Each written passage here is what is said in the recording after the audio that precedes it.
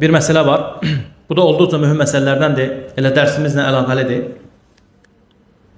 İbn Qayyim rahimehullah yenə kitabında davam edir. Buyurur ki: "İyyake və iyyək." Deyir ki, nə badə.